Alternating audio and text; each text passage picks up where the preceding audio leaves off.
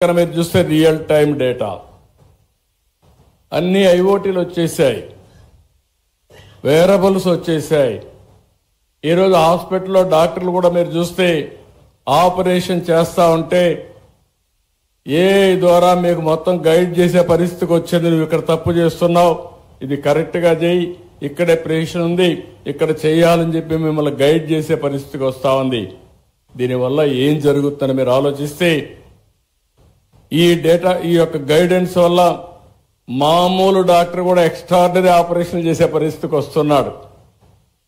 అలాంటి నాలెడ్జ్ వచ్చేది మనం గుర్తుపెట్టుకోవాల్సిన అవసరం ఉంది. అందుకే నేను ఒకటే చెప్తున్నా, డెడ్లీ కాంబినేషన్ టెక్నాలజీస్ అన్నీ కూడా సౌండ్గా వచ్చాయి. ఇంకొక పక్క నాలెడ్జ్ కూడా మెచ్యూరిటీ వచ్చింది, డేటా కూడా వచ్చే పరిస్థితి వచ్చింది. రియల్ టైం అప్లికేషన్ చేయడానికి ఆర్టిఫిషియల్ ఇంటెలిజెన్స్ కానీ, మళ్ళీ ఆర్టిఫిషియల్ ఇంటెలిజెన్స్ ద్వారా మీరు ఎక్కడున్నా మీకు నాలెడ్జ్ ప్రొవైడ్ చేయడం రియల్ టైంలో జరిగే పరిస్థితి వచ్చింది. అందుకే భవిష్యత్తులో భారతీయులు నాకు ఏమాత్రం మనం లేదు, అద్భుతాలు సృష్టించబోతున్నారని మరొక్కసారి ఈ సభలో మీ అందరికీ విజ్ఞప్తి చేస్తున్నా. అయితే దీనికి కావాల్సింది మనమందరం కూడా ఆ డైరెక్షన్లో ఆలోచించాలి. ఒకప్పుడు హాస్పిటల్ లేని పరిస్థితి. 82 మా ఫాదర్ ఇన్ లా గౌరవనీయులు ఎన్టీ రామారావు గారు, ఆ రోజు ఆయన ఆపరేషన్ చేసుకోవాలంటే అమెరికాకు పోయి హార్ట్ ఆపరేషన్ చేసుకొని వచ్చాడు. అదే మారుగా మా అత్తగారు అయినటువంటి వసతారం గారిని చూస్తే ఆవిడ క్యాన్సర్ వస్తే ఆ రోజు 2 హాస్పిటల్, ఒకటి బాంబేలో ఒక హాస్పిటల్ ఉండేది టాటా, రెండోది అడయార్లో ఒకటి. ఈరోజు మీరు చూస్తా ఉంటే క్యాన్సర్ కోసం అనేక హాస్పిటల్ వచ్చాయి. అదే ఎన్టీ రామారావు గారి కోరిక, ఆవిడ పేరుతో ఒక హాస్పిటల్ పెట్టాలని చెప్పి బసవ తారకం క్యాన్సర్ హాస్పిటల్ ఆ రోజు ప్రారంభించారు. ఈరోజు బాలకృష్ణ గారు హాస్పిటల్ సమర్థవంతంగా నిర్వహించే పరిస్థితికి వచ్చాడు. నేను ఎందుకు ఆ మాట చెప్పానంటే ఈరోజు అన్ని హాస్పిటల్స్లో ఈరోజు ఎక్కడికక్కడ మన వాళ్ళు చాలా సమర్థవంతంగా వచ్చే పరిస్థితికి వచ్చింది.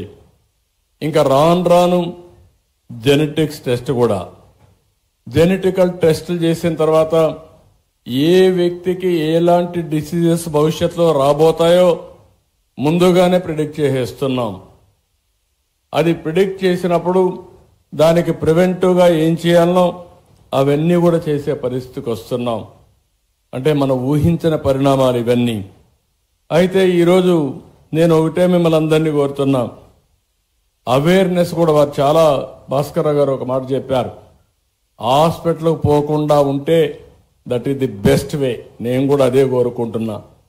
అది మీ చేతుల్లో ఉంది, కానీ మన లైఫ్ స్టైల్స్ మనం మార్చుకోలేకపోతున్నాం. భవిష్యత్తులో నేను ఒకటే ఆలోచిస్తున్నాను, హెల్త్ కాస్ట్ తగ్గాలి.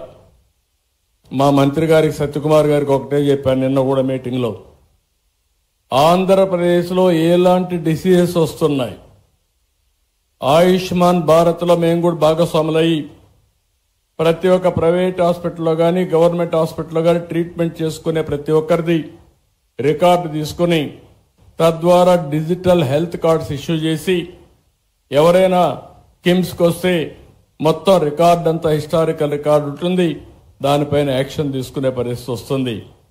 నేను దానికంటే ఒక స్టెప్ ముందుకు పోయి రాష్ట్రంలో 90% డిసీజెస్ ఏమేమి వస్తున్నాయి, ఈ 90% డిసీజెస్ని ప్రివెంట్ చేయగలిగితే ఏమేం చేయాలి.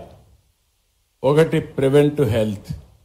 ప్రివెంటివ్ హెల్త్లో డైట్ విషయం చెప్పాడు, హ్యాబిట్స్ విషయం, ఎక్సర్సైజ్, లేకపోతే స్లీప్, దీనికంటే కూడా అలవాట్లు, ఇవన్నీ కూడా లైఫ్ స్టైల్స్ కానీ కొద్దిగా మనం మార్చుకోగలిగితే చాలా వరకు హాస్పిటల్కి వచ్చే పరిస్థితే రాదు. నేను ఇంకా ఒక స్టేజ్ ముందుకు వెళ్తున్నా, మీరు తినే ఫుడ్ కూడా నేచురల్ ఫుడ్ ఉండాలని ప్రపంచంలోనే నేచురల్ ఫార్మింగ్ నెంబర్ 1 ఏ రాష్ట్రం అంటే దానికి చిరునామాగా ఆంధ్రప్రదేశ్ తయారవుతుంది, తయారు చేస్తున్నాం.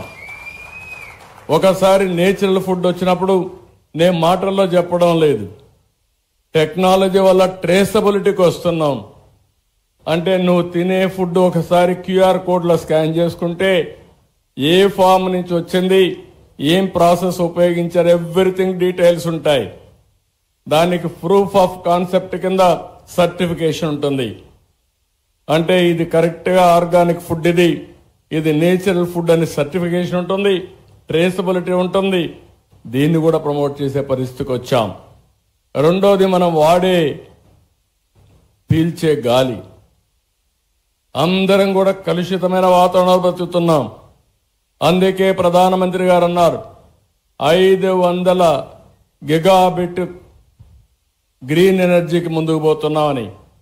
అందులో 160 గిగాబిట్ అంటే 1/3 దేశంలో ప్రొడ్యూస్ చేసే గ్రీన్ ఎనర్జీ ఆంధ్రప్రదేశ్లో ప్రొడ్యూస్ చేయబోతున్నామని చెప్పి కూడా నేను మీకు తెలియజేస్తున్నా. దీనివల్ల లాభాలు ఏమిటని మీరు ఆలోచిస్తే, ప్రతి ఒక్క ఇల్లు, ఇంటి పైన సోలార్ ఉత్పత్తి చేసుకునే పరిస్థితి వస్తుంది.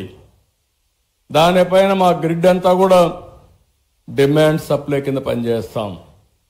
పేదవాళ్ళకి ఇది ఎంతో ఉపయోగపడుతుంది. కరెంటు ఛార్జీలు కట్టే పని ఉండదు.